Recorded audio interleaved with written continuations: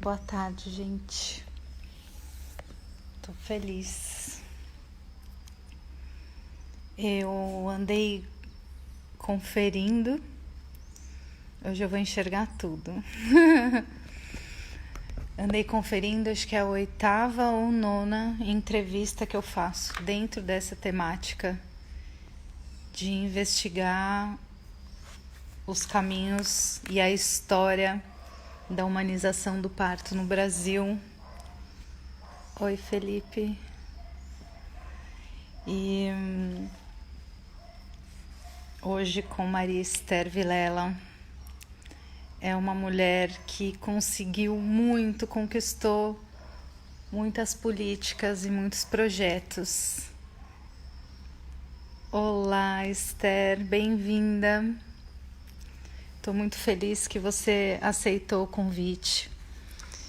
Eu entrevistei algumas figuras importantes do movimento de humanização e todas citaram o seu nome, Esther. Então, para mim é um prazer ter você aqui. Vou te colocar ao vivo comigo, fica à vontade e seja muito bem-vinda. Oi, Flavinha, linda.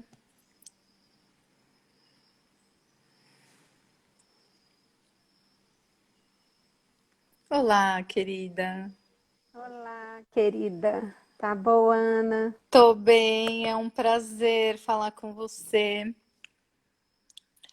Prazer é meu estar aqui conversando sobre a vida. Sobre a vida. Sabe que eu já estive presencialmente com você no Ciaparto, quando você recebeu a homenagem do Hum, simpósio.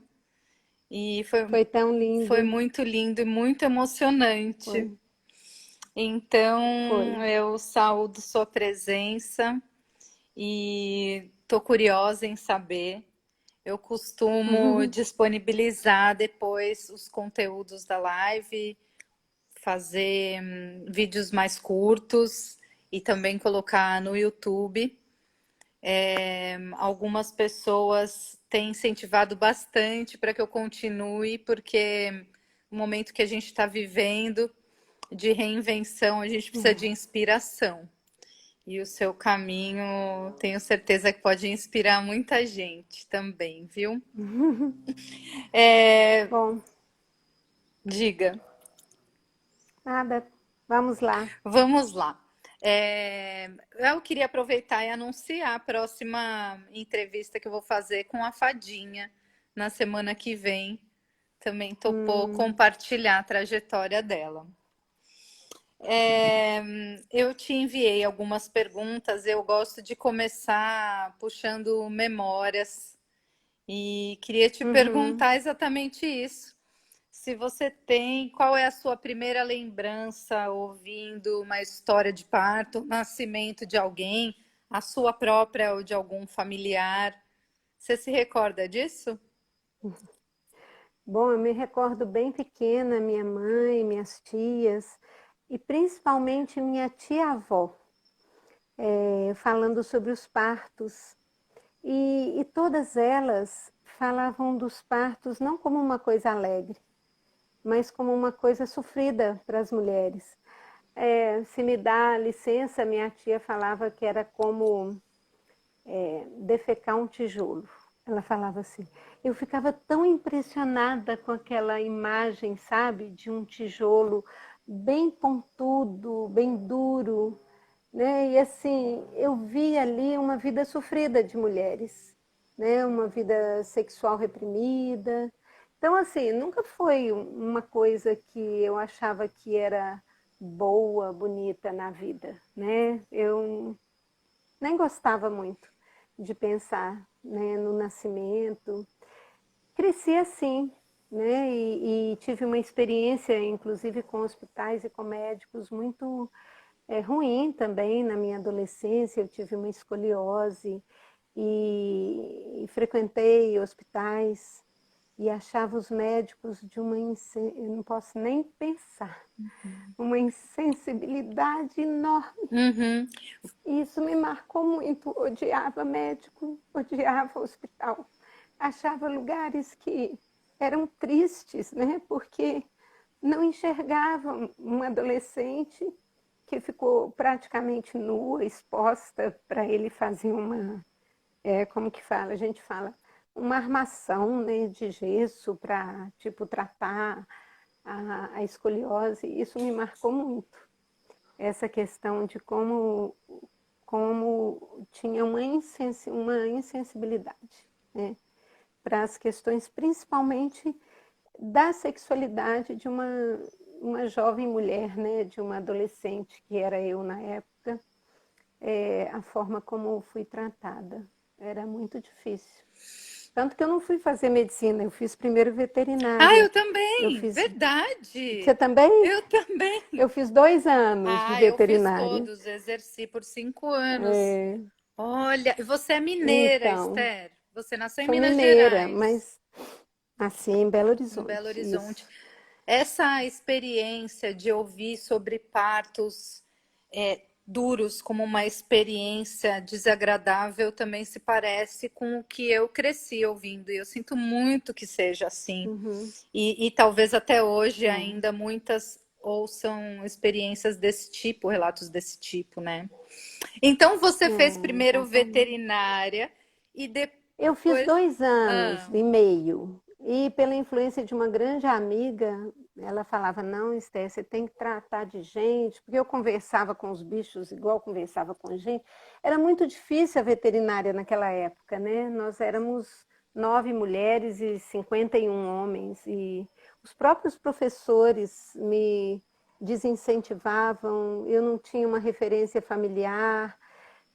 Aí caí na medicina, assim, meio por acaso, né? Mas eu via gente de branco, assim, eu até arrepiava. Eu falava, ai meu Deus, como que eu vou fazer medicina? Eu vou ter que inventar uma outra medicina. uhum. Pensava assim, Olha que interessante. né? E quando você optou É, pela ginecologia e obstetrícia, que foi essa sua residência, certo?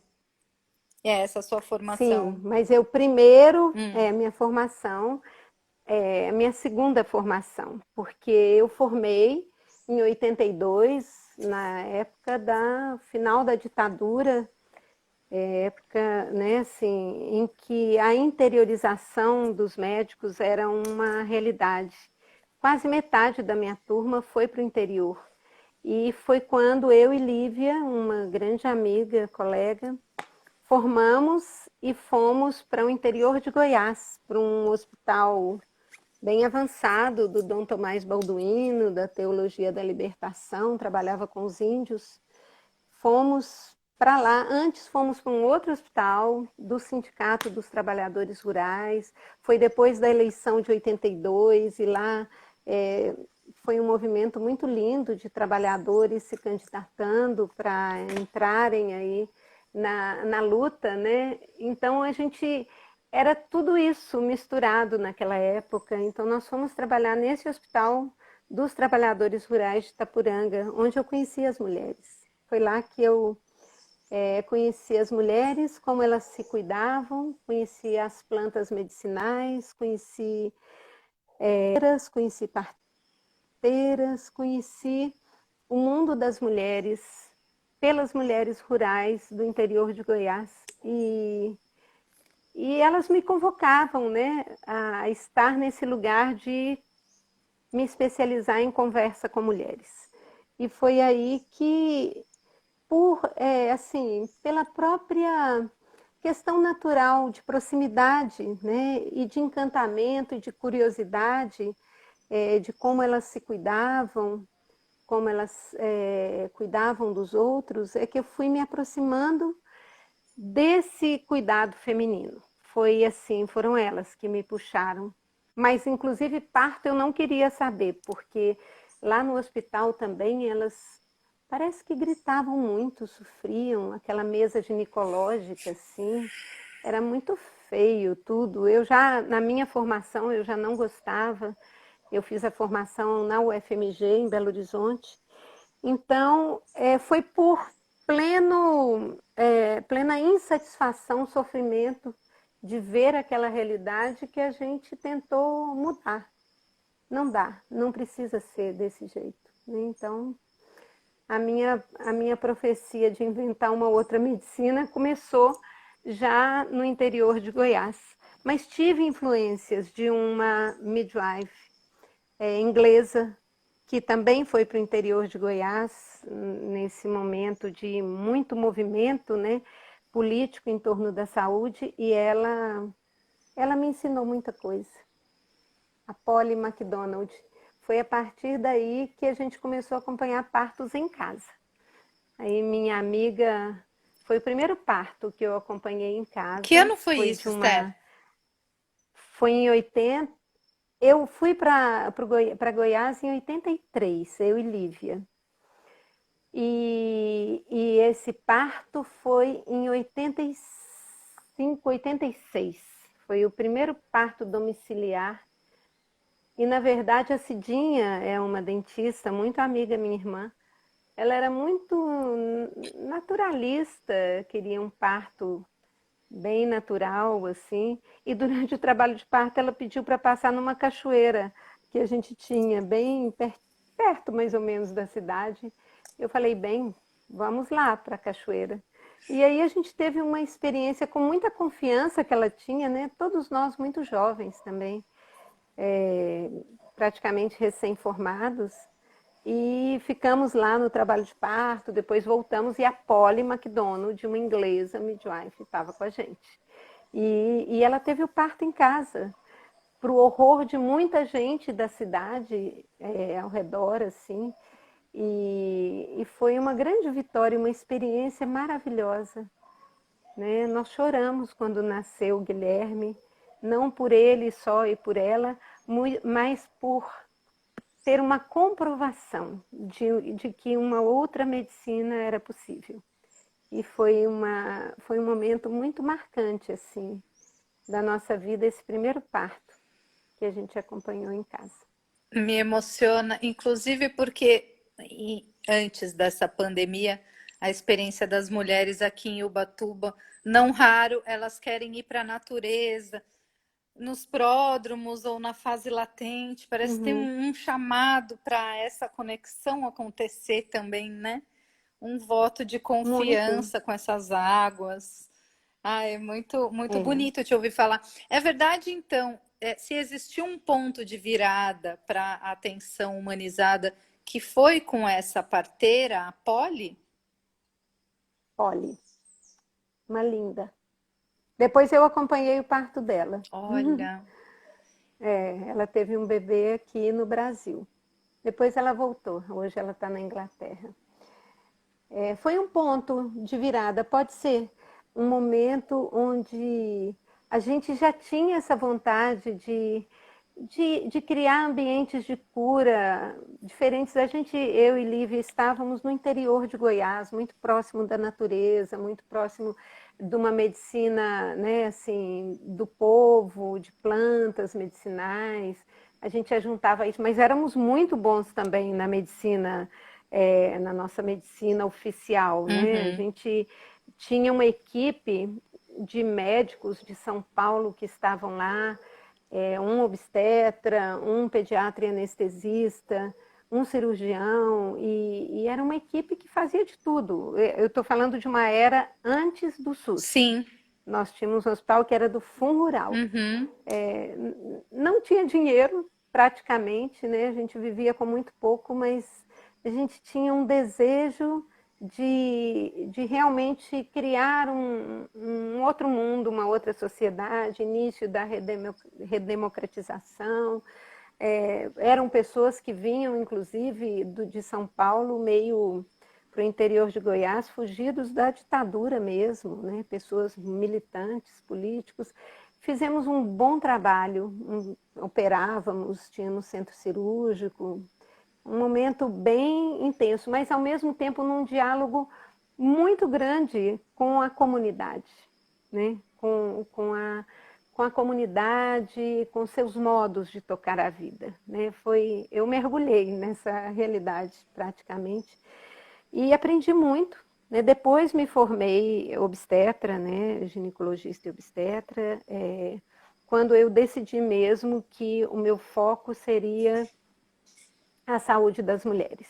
Porque antes eu fazia de tudo, a gente fazia urgência, emergência, fazia tudo. Era um momento de médicos generalistas do interior, então eu passei por muita experiência, muito gratificante, muito aperto, mas aprendi muito. Então, quando Né? você opta pela obstetrícia, você já está com essa semente germinando de um olhar mais atento às mulheres. Você já entrou na obstetrícia querendo esse Sim, novo olhar de cuidado. sim, a gente já entrou assim, né? Aí eu saí de Itapuranga, desse hospital, ele fechou, e fomos para o Pio 10, numa cidade vizinha, que é Séries. Ceres, Uhum. né? Onde ali era um hospital também com uma proposta da medicina da libertação, de libertação. Dom Tomás Balduino era o presidente desse hospital, um hospital da igreja, uma igreja avançada. E nesse momento, eu e Lívia, junto com Fernando Corso também, nós assumimos a obstetrícia e a ginecologia desse hospital.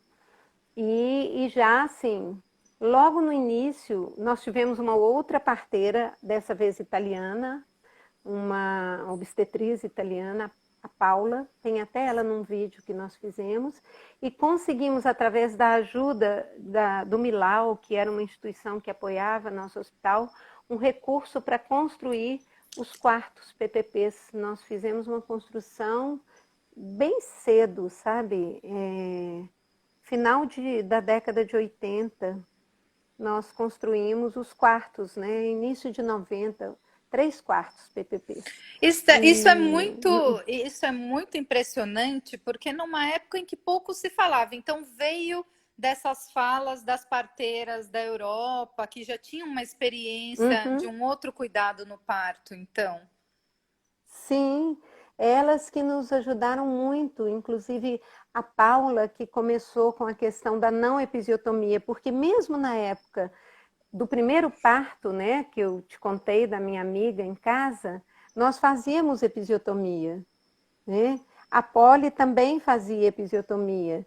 Então, eu acredito que a Paula, que foi essa segunda parteira italiana, começou a discutir com a gente e a trazer para nós a carta de fortaleza e as recomendações sobre as boas práticas, né? Ela é que nos alertou assim para todo esse universo que vinha sendo discutido no mundo, e rapidamente a gente entendeu, né, assim, que precisávamos mudar. Fomos conhecemos, a Lívia fez um estágio com o Moisés Pacionic, ele era vivo, ele e o Cláudio Pacionic, e também com o Hugo Sabatino, da Unicamp. Né?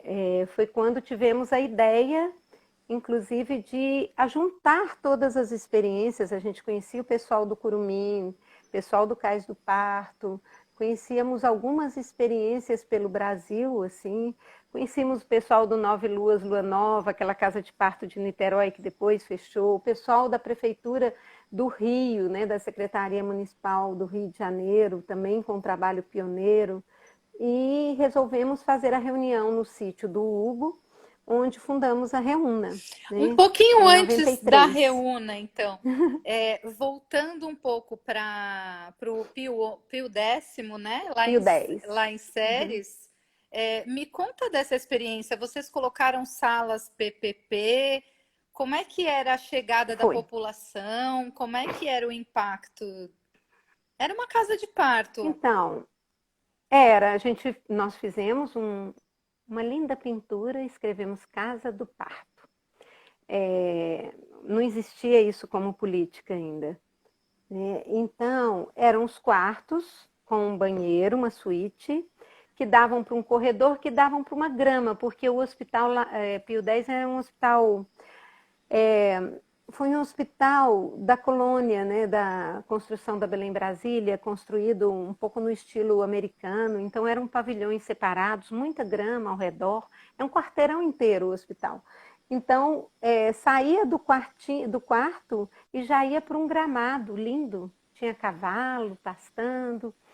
E a gente tinha uma sala de parto. Na verdade, a gente tinha o quarto, a mulher podia ter o bebê no seu quarto, tínhamos banquetas de parto vertical que nós mandamos construir, mas tinha uma sala de parto. Naquela época, o Cláudio Pacionic, ele construiu aquela cadeira do parto vertical. E era uma cadeira maravilhosa, só que ela não cabia dentro de um quarto. Então, nós mantivemos uma sala de parto contígua, assim, ao lado dos quartos, que se a mulher desejasse, ela ia para essa sala, e era uma sala muito linda, porque nós imitamos A o sala Cláudio e fizemos selvagem. no vidro. Isso, e nós fizemos um vidro, escurecemos ele de uma cor azul e fizemos as constelações, as estrelinhas, sabe? Então, era uma sala que era impregnada de um ambiente ali Ai, uma energia muito especial. Todo mundo que entrava na sala falava, parece que eu estou entrando numa igreja. E eu acho que ali era o tom de reclusão, de respeito, sabe? Que ficou impregnada nessa sala. Então a gente gostava muito, porque a cadeira, ela permitia a mulher ficar de joelho, de quatro, de todas as posições. A gente experimentou muitos partos verticais nessa cadeira. Inclusive de uma índia Minki, que foi parir lá com a gente, porque os bebês dela morriam antes do primeiro mês, e ela foi lá, e eu acompanhei esse parto. Foi muito lindo. Eu acompanhei, na verdade, eu só olhei. Deixei ela fazer do jeito que ela queria. E foi nessa cadeira, nesse ambiente que ela pariu. Então, nesse final de 80, início de 90, a gente inaugurou esse espaço. A vigilância sanitária ficou louca. Naquela época, você imagina.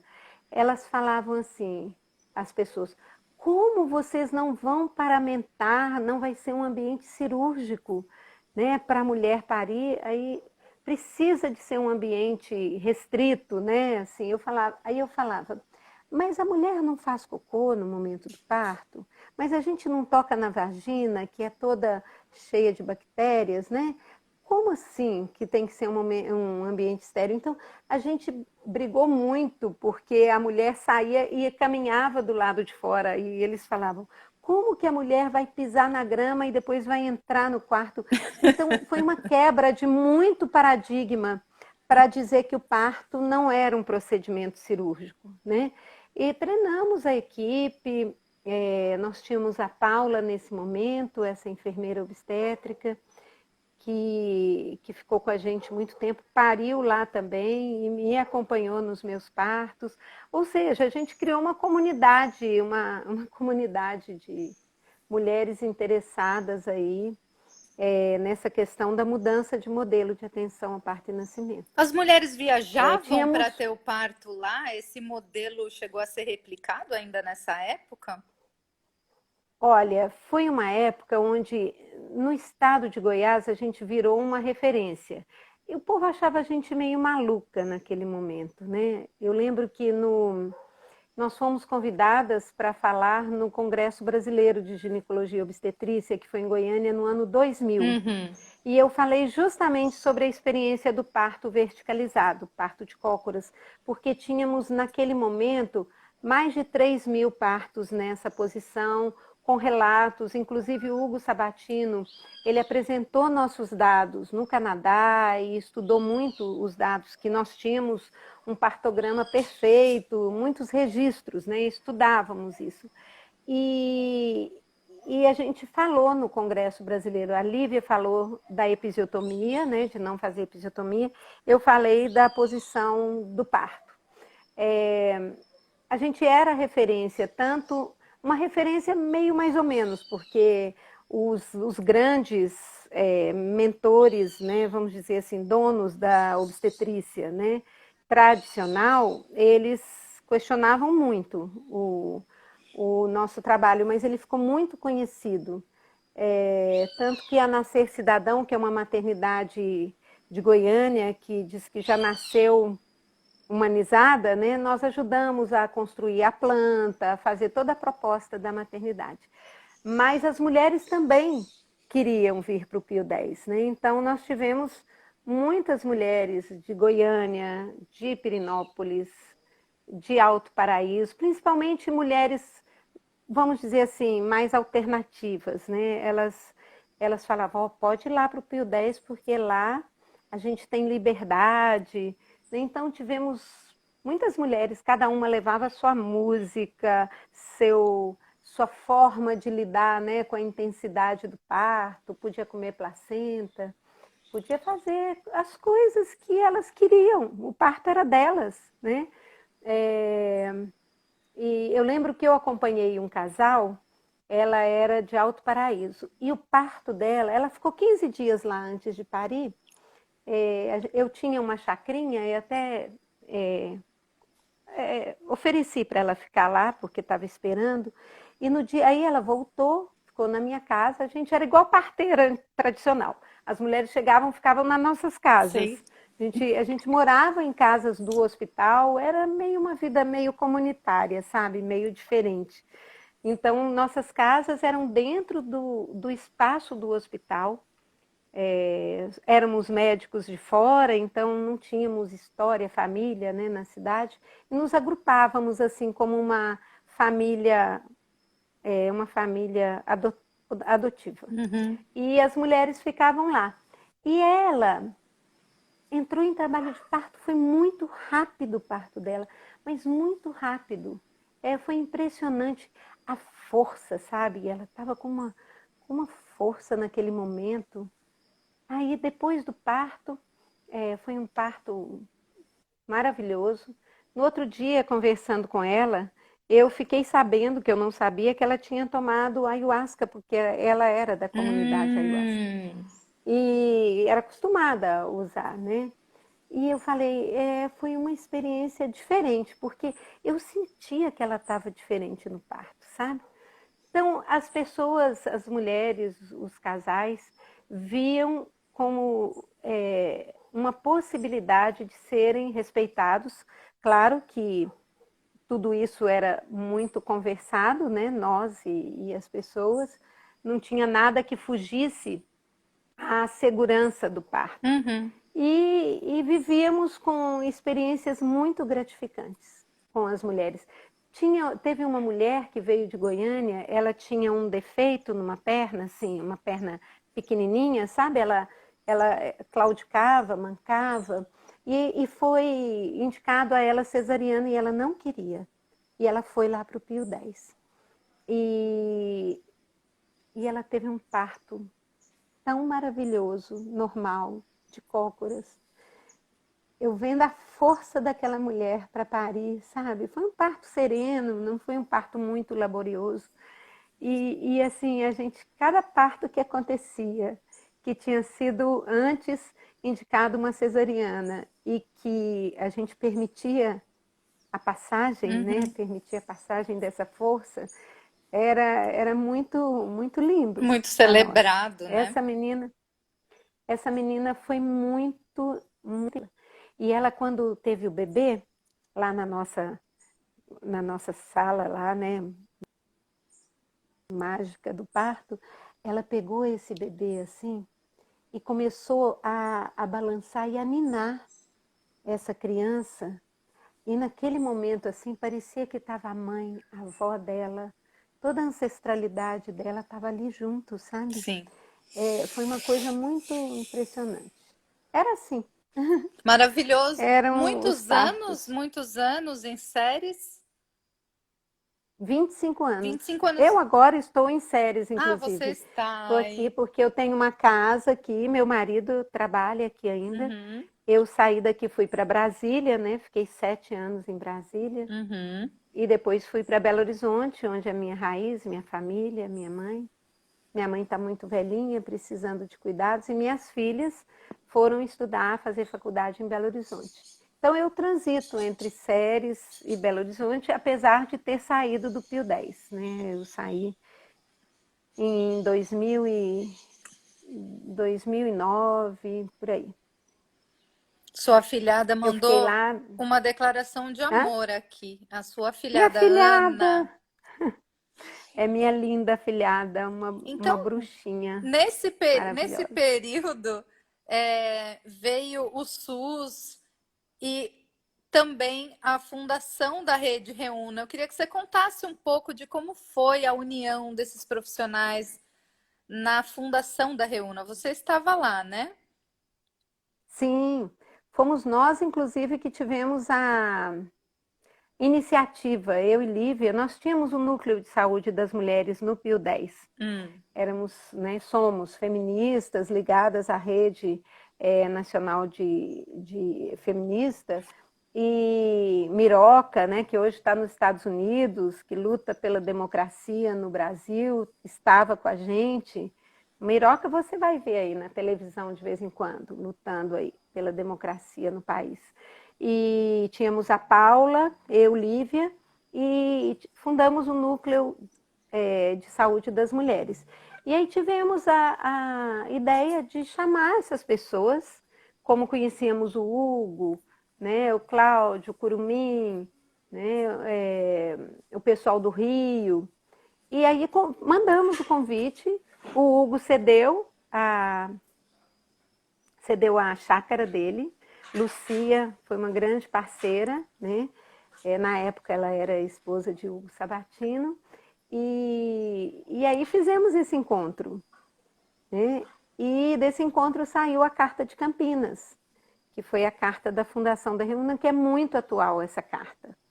É a carta que fala aí dos princípios da Reúna. E fomos, inclusive, a primeira secretaria nacional da Reúna foi lá no Pio X, o nosso núcleo. Mas muito sem estrutura, né? A gente fazia tudo muito à mão, né? Era feito à mão. Era um hospital pequeno, a gente não tinha muito dinheiro e muitas pessoas. Então, depois de 2 anos, mais ou menos, a Secretaria Nacional passou para o Rio de Janeiro, né? Com as meninas, nossas parceiras lá da Secretaria de Saúde do Rio, e ficou lá um tempo, né? A Reúna. Mas foi um momento de... são bonitos esses momentos, né? Onde as coisas nascem. Então era um momento de muito encontro, de muita comunhão, de muita troca. Apesar de não ter internet, tinha muita troca. E muito movimento ao redor do parto. Muito movimento. Começaram aí todas as pesquisas, né? Todos os artigos, e muitas pessoas, muitas feministas, Simone Diniz. Aí eu nem vou lembrar de Conversei todos com os nomes ela, que foi corram o risco. maravilhoso. É, É, muito lindo. e então esses artigos e estudos vão dando sustentação para o movimento que estava acontecendo, né? E Exatamente. como que Uhum. se dá a sua entrada como consultora no Ministério da Saúde, ainda no Ministério do governo Lula, né? Como é que foi essa Foi. ida? Então, a gente tem uma parte aí desse trabalho do parto, que foi um encontro com Jean-Paul Rezeguier, que é um francês que desenvolveu um método de tratamento que lida com a energia, né? Que lida com o corpo sensível, e ele conheceu o nosso trabalho. E a partir daí fomos parceiros. E muito do que a gente desenvolveu, inclusive com a assistência ao parto, porque ele desenvolve muito esse tema da obstetrícia, né? Ele foi casado, inclusive, com uma obstetriz, então ele viveu muito essa experiência. Tanto o nosso primeiro vídeo, A Vida Pede Passagem, tem muita coisa dos ensinamentos dele. A gente gostava de fazer vídeo, era uma forma da gente mostrar para o mundo, né? Assim, que acontecia nesse novo olhar para o parto. E ele e Delfine, depois, né, que foi sua companheira, eles tinham uma associação e nos apoiaram na formação de um centro de humanização das práticas terapêuticas. Então, nós fundamos um centro, tinha um salão, tinha quartos, construímos um centro dentro do hospital, com uma possibilidade de fazer cursos. Nós fizemos cursos de saúde indígena, porque uma parte que eu não contei da minha história, que me influenciou muito, foi a saúde indígena. Eu estive prestando assistência em muitas aldeias, fiquei um mês na Amazônia, lá com os Deni, fui nos Craô, fui nos Minqui, fui nos Enauê, que foi onde, inclusive, uma mulher pariu do meu lado, eu dormindo, e a mãe dela me chama, o bebezinho já no colo, de noite, sem eu ouvir um ruído, nem nada. E ela lá com o seu bebê, e a avó fazendo as massagens de proteção, e uns menininhos que acordaram sentados do lado do foguinho, uma cena que eu nunca esqueço. Então, esse centro de humanização, nós realizamos cursos de saúde da mulher indígena e cursos junto ao Ministério da Saúde de humanização da atenção ao parto e nascimento. Então, vários profissionais das maternidades, principalmente do Norte e Nordeste, eles estiveram com a gente lá. E eles falavam assim, não sei o que eu vim aprender aqui, nesse fim de mundo, no interior de Goiás, e ficavam lá com a gente, né? Dormiam lá no nosso alojamento, e a gente tínhamos esse curso, era um curso teórico-prático.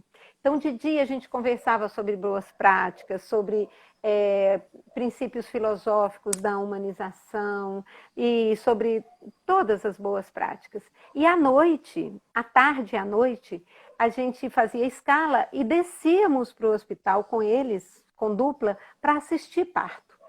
E quando eles voltavam no dia seguinte e tinham passado pela experiência de um parto assim, era muito legal, porque eles relatavam a experiência e eles falavam assim, muitos, né? Muitos, falavam, olha, eu não acreditava em nada do que vocês falavam, achava que era balela isso tudo que vocês estavam falando, mas eu experimentei um outro olhar, um outro ambiente de parto, e eram obstetras, iam médicos, basicamente médicos e enfermeiros obstétricos iam para esse nosso curso.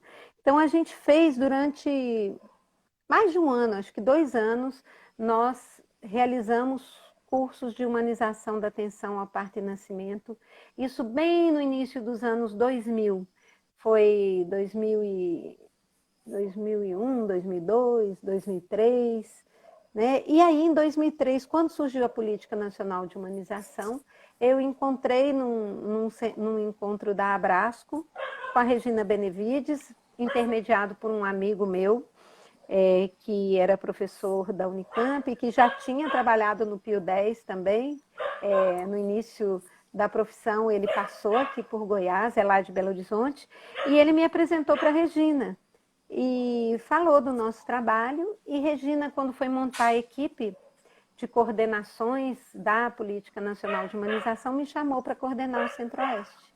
Então, eu coordenei de 2003 a 2010 o trabalho da Política de Humanização no Centro-Oeste, e em 2009 e 2010, quando surgiu uma ação específica com as maternidades para reduzir morte materna, onde a PNH, a Política de Humanização, é que capitaneou essa ação junto ao Ministério da Saúde. O Dário, que era o coordenador da PNH no momento, me chamou para essa ação específica.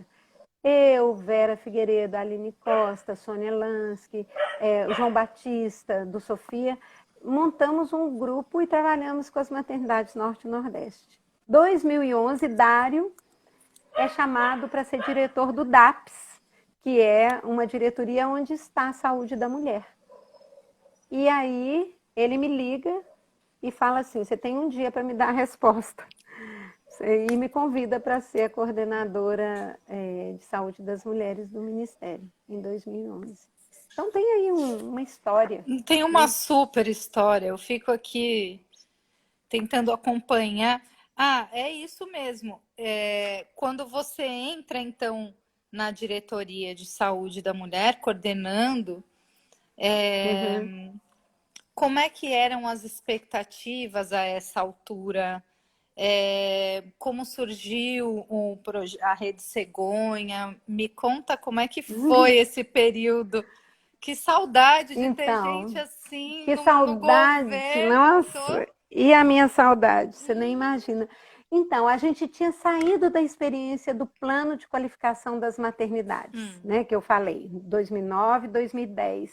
Nós trabalhamos com 26 maternidades do Norte e Nordeste. Uma experiência, assim, maravilhosa, com apoiadores nas maternidades. Eu era supervisora do Pará, do Amapá e de Pernambuco. E estava muito efervescente todo esse movimento Norte e Nordeste com mudança de modelo, né? Então era tudo que é da Rede Cegonha e depois virou a Apsion. E aí, Dilma, primeira presidenta mulher, uma expectativa muito grande, né? Montando já o seu primeiro e segundo escalão, Alexandre Padilha como ministro, nosso amigo, que era muito junto da PNH, de Dário, de todo mundo, era uma turma, né, de sanitaristas. E Elvésio como secretário da SAS, e chama Dário, e chama Sônia Lansky, que era ligada a Elvésio por Belo Horizonte, Elvésio é de Belo Horizonte, né? E aí se forma nesse, eu ainda não estava assim, convidada, né? Assim, mas falam da experiência do PQM. Então, a Rede Cegonha pegou essa experiência do plano de qualificação das maternidades, que tem como centro o apoio institucional, né, como metodologia, e, e a presidenta, ela quer fazer alguma coisa para as mulheres, né? Teve um problema que ela foi no Rio e viu a cegonha carioca e se encantou com a cegonha carioca e o marqueteiro dela pôs o nome de Rede Cegonha. Eu passei o primeiro ano tendo que responder às feministas, minhas colegas, sobre o Este nome nome Rede Cegonha, que eu mesmo falei, ai meu Deus, troca esse nome, pelo amor de Deus. Aí o pessoal falou, Esther, sem chance. já está É coisa de batizado. marketing e vai ser assim. Quer dizer, uma marca de governo. Como que euzinha queria mudar uma marca de governo, né? Então, é uma boa proposta a Rede Cegonha. Ela tinha um financiamento invejável. Nós tínhamos 120 milhões para investir em maternidades, em centros de parto normal, em casas gestantes, bebê e puérpera, em capacitações, em apoio institucional aos hospitais. Tínhamos uma equipe de 28 pessoas lá na minha sala, fora todos os apoiadores distribuídos pelo Brasil. Não, foi um momento muito maravilhoso, apesar de muito combatido por causa do nome, né? Assim, no início foi meio difícil, sabe? Mas quando Mas o por trabalho trás do começou nome a tinha ser uma boa feito, proposta. foi muitíssimo Eu não estou te elogiado. ouvindo, Não? Ana. Vocês me ouvem aí, gente? Oxe, o Não estou ouvindo. que será que aconteceu, Esther? Vocês me ouvem aí, pessoal? Temos 15 Ei, pessoas. Renata, que saudade, hein? Também, querida. Muita. O som para mim está Agora eu não sei normal. se sou só eu que não estou te ouvindo. Elas estão dizendo que sim. Você está me ouvindo? Escuta. Uhum. Aí, ó, para todo mundo. Bom, só eu que não te ouço, não sei por quê. E agora? O Enfim, que fazemos, hein? como que você vai me perguntar coisas? Pois é. Continue falando, tá ótimo. Todo mundo ouve. Todo mundo ouve. Então, eu vou falar então mais um pouquinho, pode ser? Porque eu acho importante nesse momento de tanto retrocesso, sabe?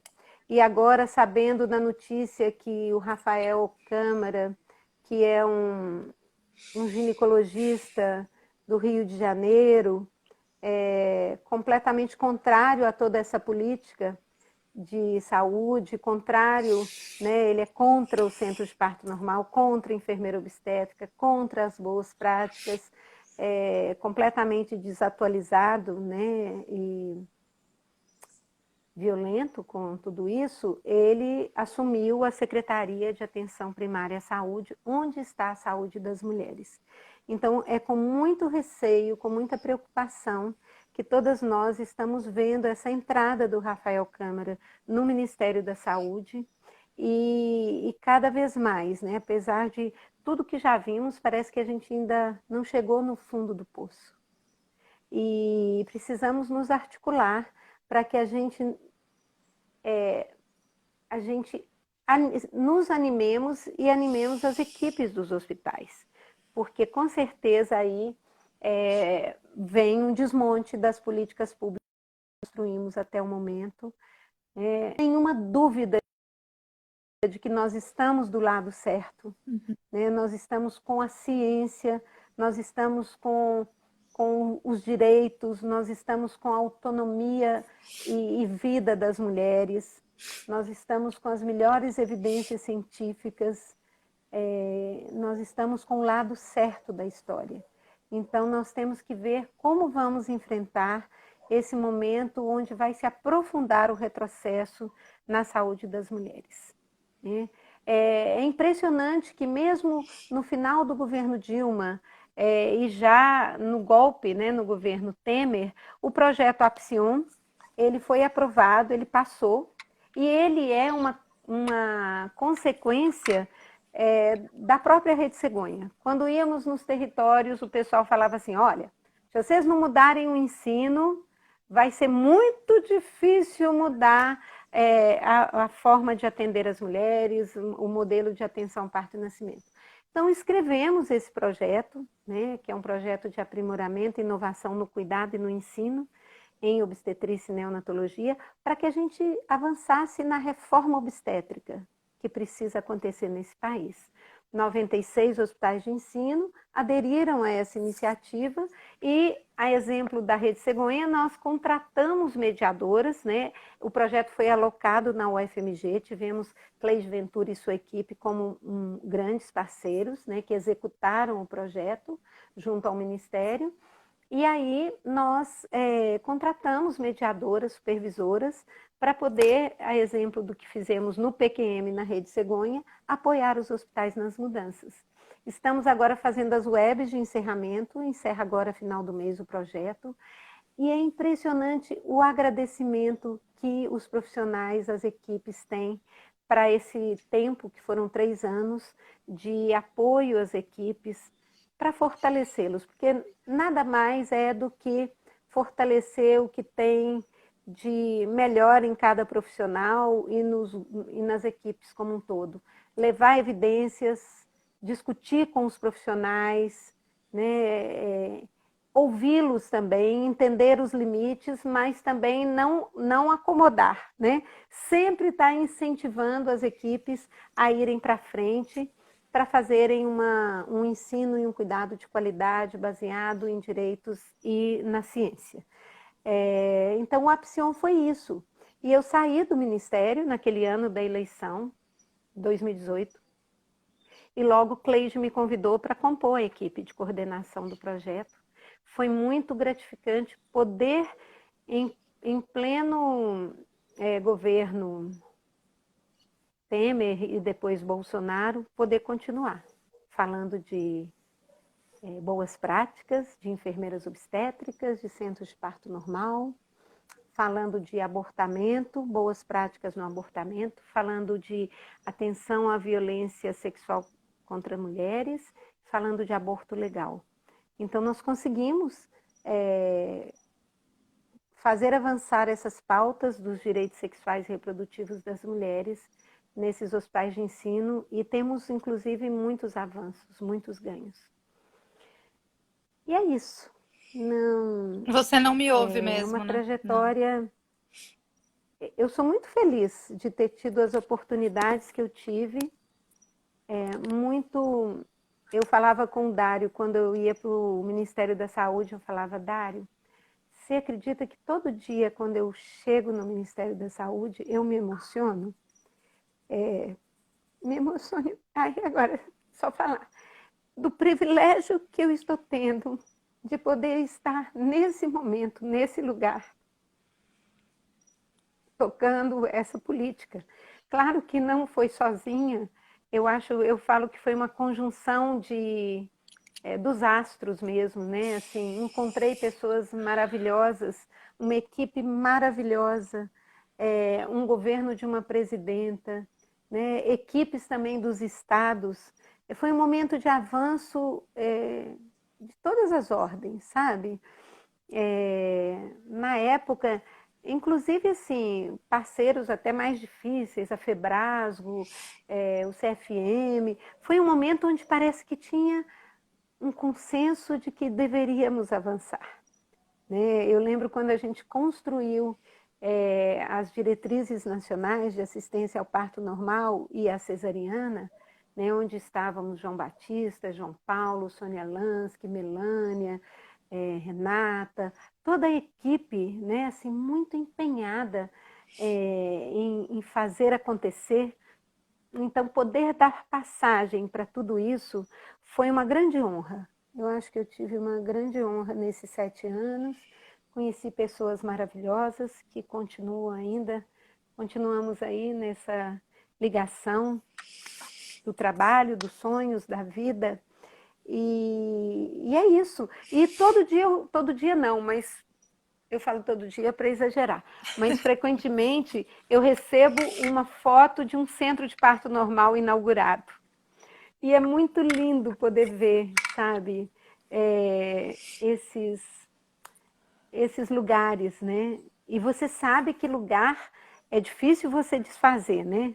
Uma equipe, é fácil você mandar embora uma equipe, né? Você neutralizar as pessoas. Mas quando tem ali um centro de parto normal, né? Que é uma construção concreta, né? Ali fica impregnado a que ele veio, que tipo de cuidado que nós devemos ter para as mulheres, né? Ter um quarto, uma suíte, um, um lugar digno para você entrar e parir o seu filho, isso você não desmancha assim, né? E são lugares que marcam muito essa mudança da assistência, né? Que marcam muito a necessidade de ampliarmos as enfermeiras obstétricas e as obstetrizes nesse país, de mudarmos de vez o modelo de assistência ao parto e nascimento no país. Então é isso, obrigada por me convidar e eu poder contar essa história. Sempre é bom, né? Temos que ter história para não esquecermos Uma história maravilhosa. o que fizemos, podermos lembrar para quando tivermos que reconstruir tudo isso. Isso. Eu acho que eu vou ver aqui, olha, as pessoas estão Estão falando e eu falando. perdi, nem li Ela não nada, me ouve, Jô, só mas vocês me ouvem. ela não ouve. Quem não ouve, eu não ouço Ana, a Ana. Eu não estou ouvindo. Quem sabe você tirar o foninho, Ana? tirei o fone. Me ouve agora? Me ouve?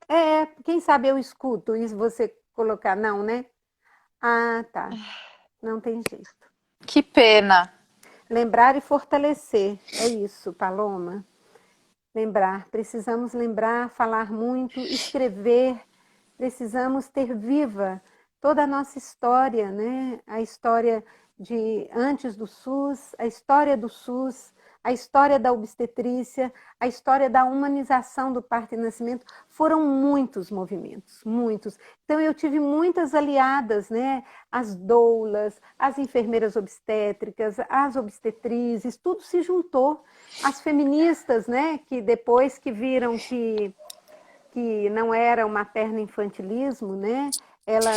A própria Santinha, né? Assim, Santinha foi uma aliada minha muito grande, me defendia muito quando falava, Rede Cegonha, não quero saber de Rede Cegonha. A Santinha falava, espera aí. A Rede Cegonha teve coragem de pautar a mudança do modelo obstétrico nesse país.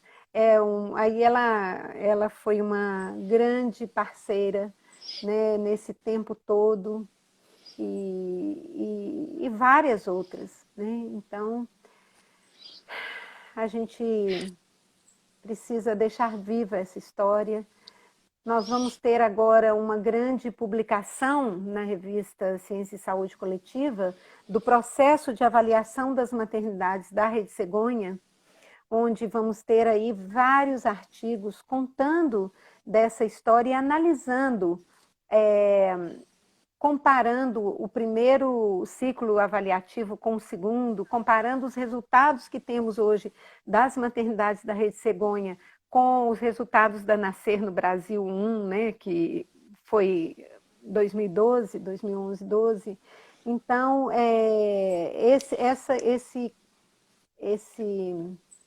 essa publicação especial da revista Ciência e Saúde Coletiva vai ser muito importante. Né? Como teve também aquela publicação da revista Humaniza SUS, que foi sobre parto e nascimento, precisamos publicar mais, fazer mais vídeos e não deixar morrer a nossa história de mulheres recuperando o parto que é nosso, né?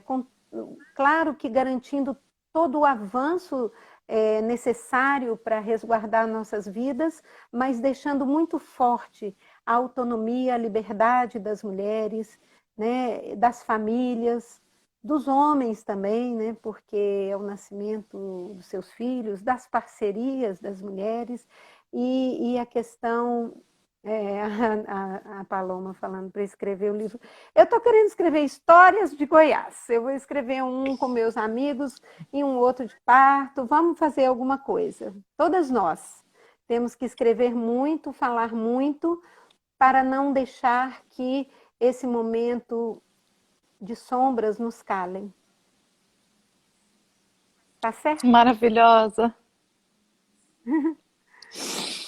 Muito obrigada, Esther. O Muito coração não posso obrigada. pôr porque minha mão tá aqui, Aqui, ó. mas a outra mão tá aqui. Muitos corações. Então tá bom, né, Ana? Sim. Vamos ficando por aqui. Eu agradeço muito poder contar essa história, meio caótica, vai e volta, mas saiu muito espontânea do coração. Foi uma honra. E seguimos juntas. Muito obrigada. Obrigada. Tá?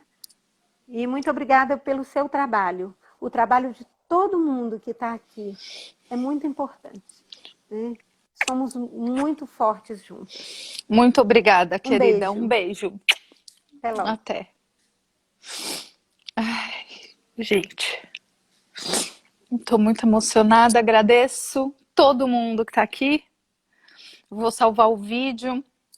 Esther, se estiver me ouvindo agora, muito obrigada. Mesmo a gente perdendo o áudio no final, foi uma honra ouvir e me enche de esperança. A gente vai precisar de muita força mesmo e de muita inspiração. Vou salvar. Ai, tem mais alguém dizendo aqui? Vou salvar no IGTV, depois eu subo para o YouTube também. Obrigada a todo mundo que assistiu. Semana que vem temos Fadinha, que é considerada a primeira doula no Brasil. Temos algumas primeiras doulas do Brasil, né? Ela é uma delas. E eu espero vocês na terça-feira que vem, às 4h20. Querida, que bom que você está aí. Esther, eu estou muito emocionada e muito honrada de ter ouvido a sua história. Me tocou profundamente e a gente vai precisar estar junta mesmo. Obrigada pelo seu trabalho e por muito ter feito. A gente se encontra numa próxima ocasião, gente. Um beijo para todo mundo. Até a próxima. Tchau, tchau.